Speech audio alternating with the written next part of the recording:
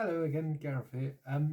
Well, off the back of another exciting mod and tuners round at Worthing HA Racing, I thought we'd take a look at the tuners subclass and discuss a few options for it. So, if you don't race who, then this won't be of interest to you quite so much. But we race in tuners. We've got two different cars that are allowed: the Bulldog with the Neo Magnet, or the Mega G Plus with obviously the cam motor version, not the older Mega G with the sort of armature style car. Anyway, so Mega G Plus, obviously there's quite a few different bodies out for it which you can find. Bit of a limited car for me. I don't particularly find them that interesting to drive, so I'm going to focus more on the Bulldog in this, because it's got the classic 1.5 inch wheelbase, which means there is an enormous amount of bodies to choose from for it. And I think tuners is a bit underrated and underappreciated within the club, because most people prefer to race the Viper with the Lexan bodies and things, which is like, you know, an absolute missile of a car to race. But these are really fun, and they offer a lot of potential, a lot of interest. So the first thing that you're probably sleeping on with these is that you can change the gears. So let's switch view, and I'll get it down. I've moved the keyboard. Thanks for the comment on the previous video. I don't know who that was, but let's switch the view, and I'll show you what I'm talking about. Okay, so as it comes, the Bulldog, when it's the bar magnet version, it runs on 722 gearing, which is the same as the original Tommy Turbo. Tommy Turbo, there you go. So you've got that kind of this curved in gear here. So this is how you know it's a 722. So that's how they come when you run the original Bulldog with the bar magnet. But these Neo ones, these come with a 725 gear ratio, which is how the original SRTs used to come when Tommy AFX was making their version of this with the Neo Mags. So these are basically the same as that. So the great thing with tuners is that you can actually change the gear ratio. So I've got a number of axles I've prepared here. So this one is a bit of a blobby mess, but I have labelled up my gears. So this one is a 25. So this is a Pro Predator Wizard gear. And then you've got this one is a 22. And this one is also 22, but I believe I've got a 21 and 23 kicking about as well, and possibly a 24. So you can build 3 or 4 different axles, all with the same tyres and the same wheels, and you can experiment to find the best gear ratio for your car on a particular track. So that's really exciting. And obviously the other thing you can do is you can fit the ski shoes, you can change the guide pin, and you can run, there's a Viper unit, which is a slightly taller guide pin that you can run, and you can also replace the pinion gear, and there is an 8-tooth pinion gear that you can upgrade to, or you can stick with the 7-tooth. So I think that just makes tuners really exciting. But the thing that really makes it really fun is the wide variety of body shells that you can run on this car. Now I'm going to focus on that for this video primarily. So Chaz was running one of these at the last round, which is the lighted Jaguar XJR9, I want to say. Now the reason, there's nothing wrong with running it, but the reason why it's not such a good idea, let's get that track, excuse the creaky chair, is it sits very high. And because of the circuit board inside for the lights, it does mean that you've got a lot of weight really high up in the body shell here. And when your magnets are down here, you know, that's well over a centimetre of distance. So your centre of gravity on the car is sitting really high up. And that means that your when you're cornering, the car's trying to pull itself off track like that. So you're breaking traction really easily. So this body isn't ideal.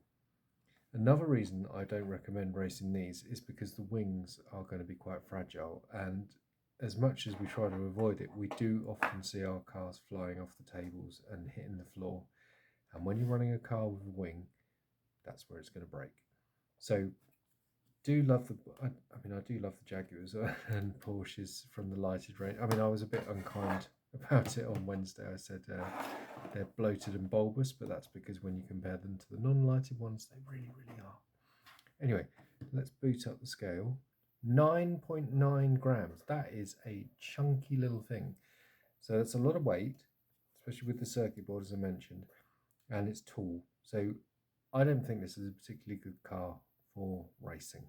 So let's take a look at some of the others. I've got a lot of different ones here to go through because I thought it'd be really fun, and just to show you the broad variety that are available from AFX and from Auto World is another really good source of bodies for this, because obviously all the Auto World ones are designed to fit onto AFX cars.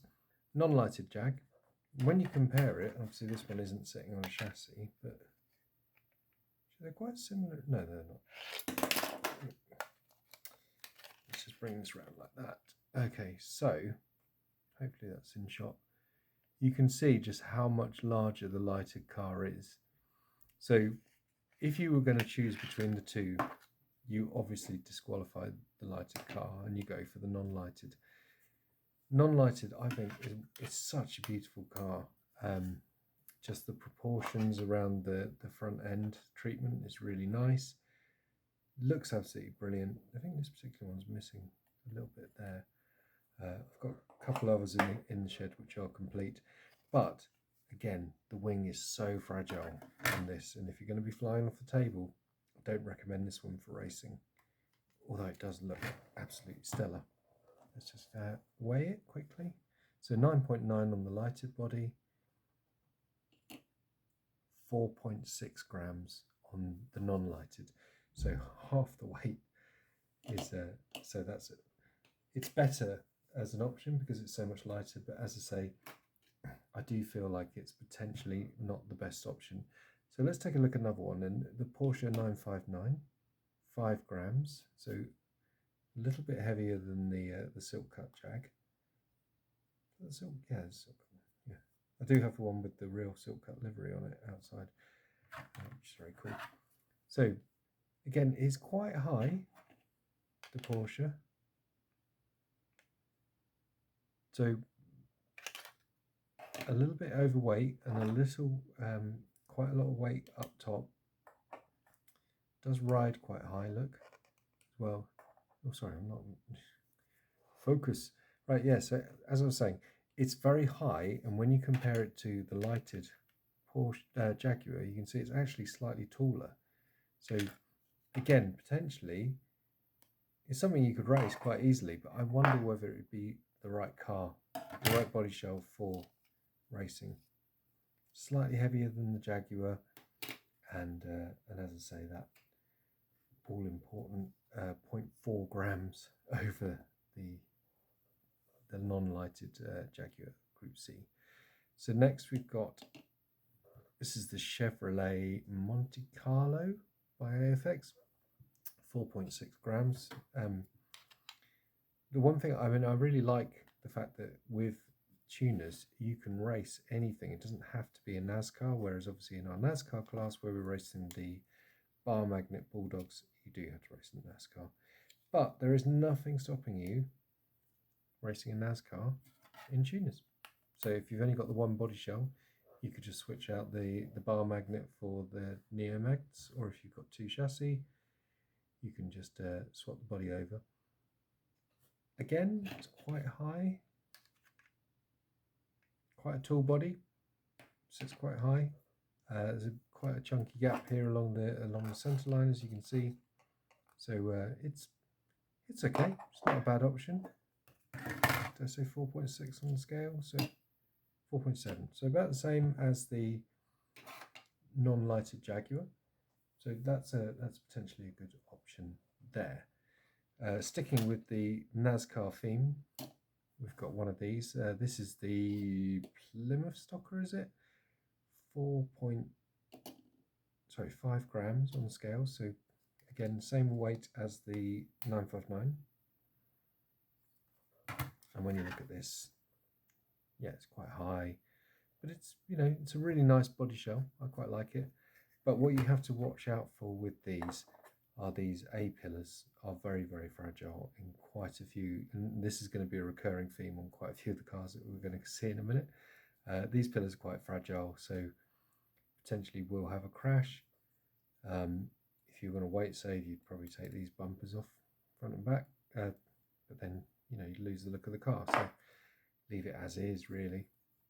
So again, that's a car you could race. Let's stick with the NASCARs, and this is the venerable Ford Thunderbird, 4.7 grams on the scale.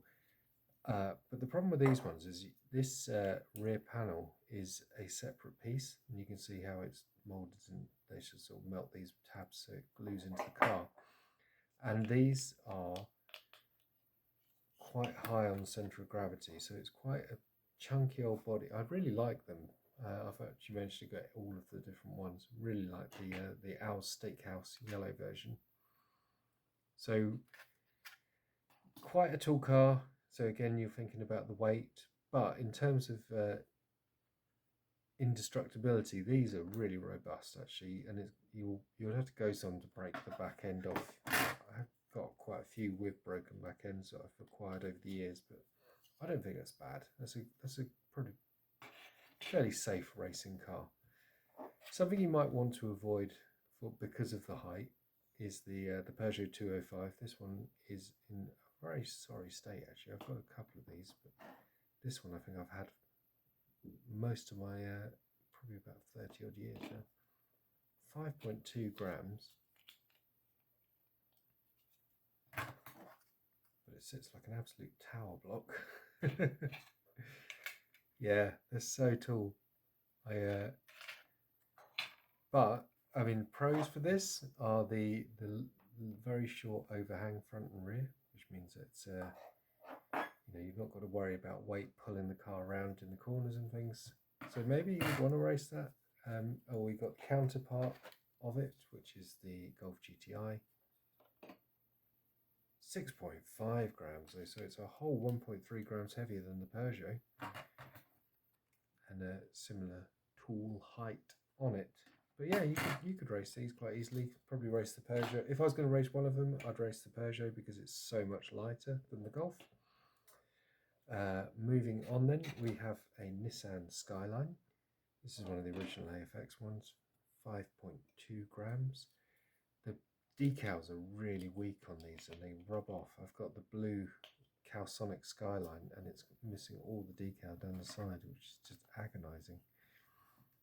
But yeah, it doesn't sit too high, it's quite low, so that's if you can get a hold of one of these, that'd be quite nice, but they do fetch a pretty penny a lot of the time now.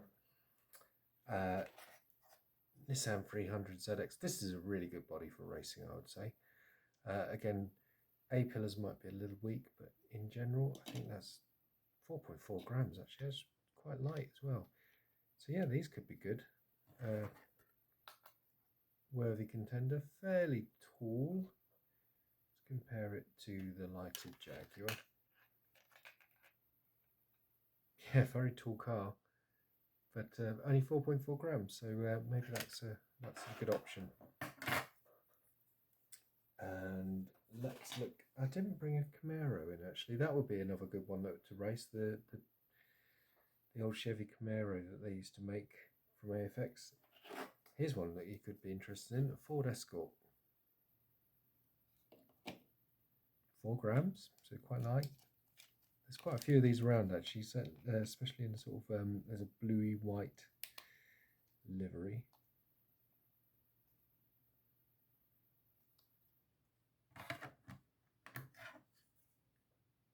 Slightly tall car, not too bad though. Only, yeah, 4 grams, probably a good weight for a racing car. Then we could stick with a Ford, and this one on an old G Plus. chassis. This is the Ford Capri. Everyone loves a Capri, right? 4 grams again.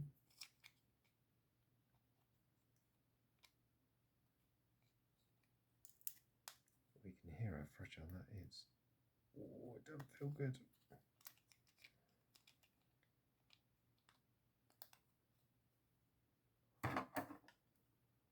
Pretty cool. Pretty cool. Not sitting quite right. Maybe, yeah, it's weird actually the way that's sitting. Oh, I haven't got it in properly. Duh. There we go. That's better. So there we go. There's the Ford Capri. That's really cool actually. And yeah, you could race that quite nicely.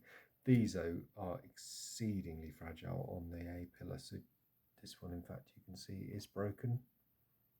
So if you're going to race a Capri, make sure it's one that you're prepared to get broken. Should we look at the counterpart to the 959, which was the Ferrari Testarossa? They should have done an F40 really to be a true counterpart. 5 gram on the scale, so it's a bit lighter than the 959. Yeah, oh no, that's the same as the 959.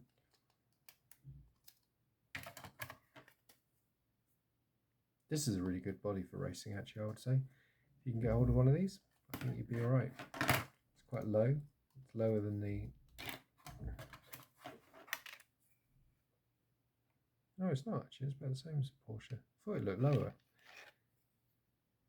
Slight front overhang, but the rear overhang is the one that you really need to worry about, so that's not too bad. So, next up we have, this is a Datsun 240Z, 3.8 grams, that's super light, but again, a very, very fragile body. This A-pillar here is broken. It's the only one I have in my collection actually, but you don't need to worry because Auto World have started remaking these. I should really get one and see what they look like in terms of the how light they are compared to this. But this one, yeah, super light at 3.8 grams, so looks pretty cool on the car. Not much overhang at the rear. I think this would be a super option for tuners.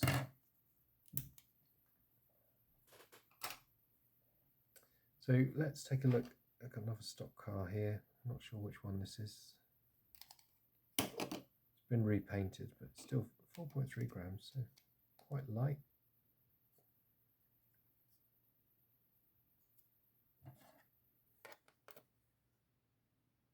Sits quite high up on the chassis. Look, you've got a huge amount of space here. So, and these again, these tend to break. You'll lose the front panel. Sometimes you lose the rear. Turn on right. It is. It just sits really weird. It's something you might want to race. This one, as I say, has been repainted by somebody before I got it. The Brie Datsun. I was delighted when I got this. Sadly, it's got a bulged, blown A-pillar.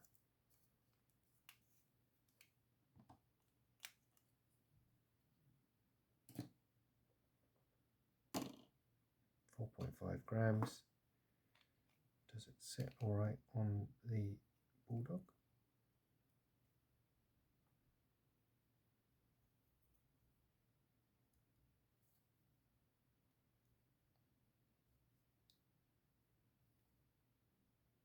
No, look, you've got the front of the chassis is interfering with the front valance, so you'd have to trim away to make this work, which is a shame because, I mean, how much old school cool could you have racing that? That looks absolutely phenomenal. I like that a lot. I mean, it wouldn't take much to trim the body to make that fit. Trimming body, absolutely legal, of course, not a problem. Another Group C car. This is the Sauber. Slightly wobbly wing. I've had this one again since I was 10 or so. 4.6 grams. I wouldn't race any of these Group Cs, because they are just, you're just running a risk of losing the rear wing. And the Sauber, you've got quite a lot of stuff over the back end, so it brings the weight over the rear wheels, means it beyond the magnets. Not ideal. Yeah, so here's the Toyota Minolta, and I've also got the Denso and the Tenora. So I don't have the yellow Taka Q car, sadly, but yeah, all three of those, again, I would not personally race them because of the risks of the rear wings. This is the Porsche, was it 962? I should know this, come on. Such a wonderful car in real life, but again, this huge overhang on the rear just, I think, it disqualifies it from racing, really. They are beautiful, they are fantastic. Race one if you want, but I'd probably not risk it just due to the length of the car. So here's something that you might more be interested in. This is a BMW M1, and they come in a variety of different colours. A couple here, there's a grey and a silver and various different ones. 3.7 grams, super light car. Sits nicely. I think this is, and you can see here, look, the body comes all the way down, so it sits nice and low. This is a really good option, and I think if you wanted to race a BMW M1, I think you would do very well with it. So yeah, good option there. Let's see what else you've got. You've got the old Porsche 917, 4.3 grams.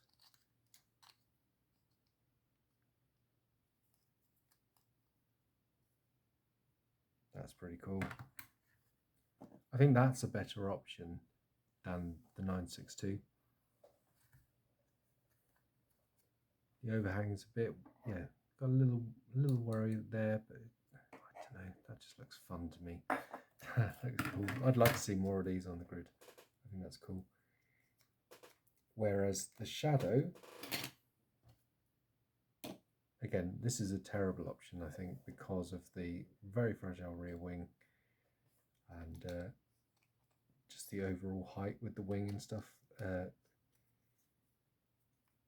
Home racing, yeah, great, but if you're racing for the club, I think you'll be risking it with that one. Come on, there we go. This is a Lola something or other, very flappy on the rear spoiler, and just a lot of body. 4 point. It's not as not that heavy, but there's a lot of it, isn't there? Quite fun, but maybe not ideal because of this. But yeah, that's quite good. Might be a better option than some of the others, the other Group C cars we were looking at earlier. And then finally, you've got this, the AFXE options, 4.7 grams. Again, I can't remember which one this is, but sits ever so high. Oh, and in fact, it's not fitting again. It sits perfectly on a turbo, but because of the protection on the front end, this is not fitting. So that excludes that one. We've got this Chevy Blazer, is it? Quite chunky. Sits really high. Oh damn! One thing I didn't bring in was the station wagon thing. They're quite good. So that's really tall. Got quite a gap to the bottom of the chassis. I think. Oh no, I'm missing the rear end on that. I think that'd be a terrible option for racing. But I just wanted to show you that it's available. We've got a more mod. This is an Auto World, I believe. Is that the newer Mustang?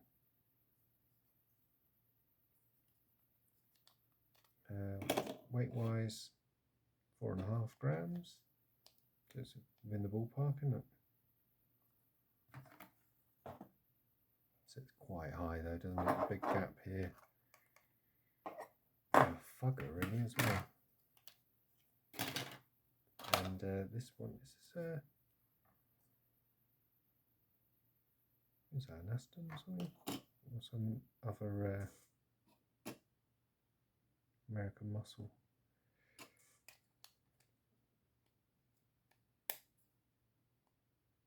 I believe that's an Auto World again. It's a bit rocky.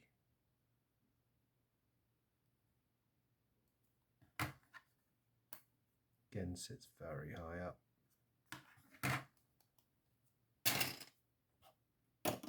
The DeLorean, Back to the Future, 6.5 grams. Wow, there's a lot of stuff on that, and again it clips on, but we're sitting funny. Probably worse than when we were being pushed along by the train in BTFF3. So that might not be one that we'd want to consider. And again, we've got the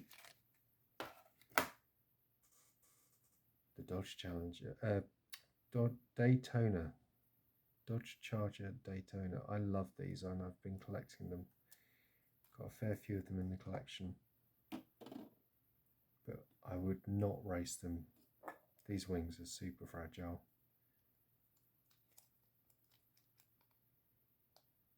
You can get the original Aurora ones. Again, it's the bumper is sitting on top of this front end. So look how, I mean, these are just one of the coolest cars America ever produced. Love them, but probably not for racing. So here's a couple that I really recommend. The Pontiac Firebird. Again, very fragile on the front pillar. Here's the one that I put in my racing box, 4.4 grams, and it does wrap nicely. Look at that.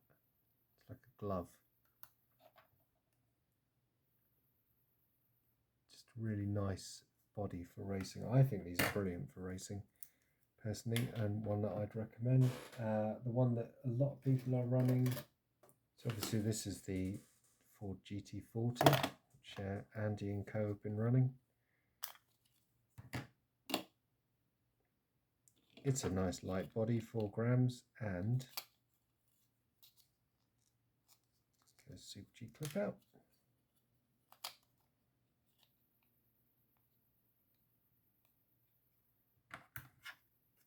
Beautifully low. So that is a really good body for racing. If you can get hold of a GT40, it's an all-in-one body as well, so not much chance of damage, maybe that coming off at the back, but I think that's a really good option actually. So yeah, good choice by Andy and Co. And the other one is the BMW 3 Series, 4.6 grams. This does sit quite tall. It's quite a tall body, as Chas observed when he was sitting on the grid with when he borrowed this one. It was like, feels like a monster truck compared to some of the others that were on the grid at the time. Certainly the Lexan Viper that was next to him and stuff. But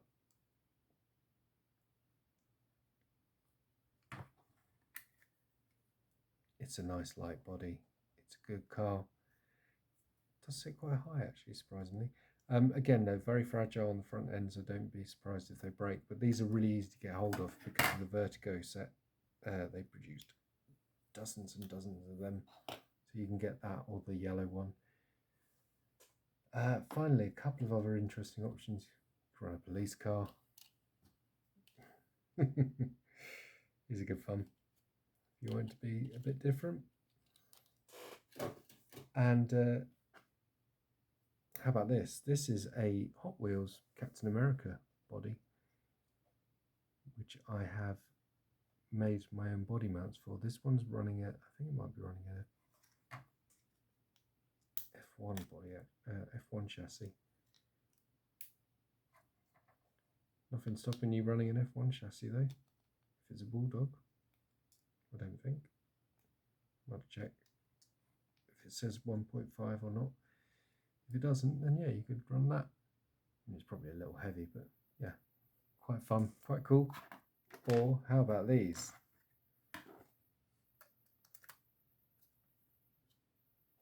I can't remember what brand these were, but they are plastic die-cast bodies. Plastic, yeah, you know what I mean, just push along ones. And again, I've made my own mounts for the F1 chassis. These are just chuffing cool, aren't they? So there you go, a few different recommendations for bodies for tuners. I think tuners is absolutely brilliant class, really, really fun. It's going to be some great racing on it over the next year or two. For me, these are the standout ones. So the GT40, the BMW M3, the Firebird, and heck, the 240. I hope you enjoyed it. Cheers.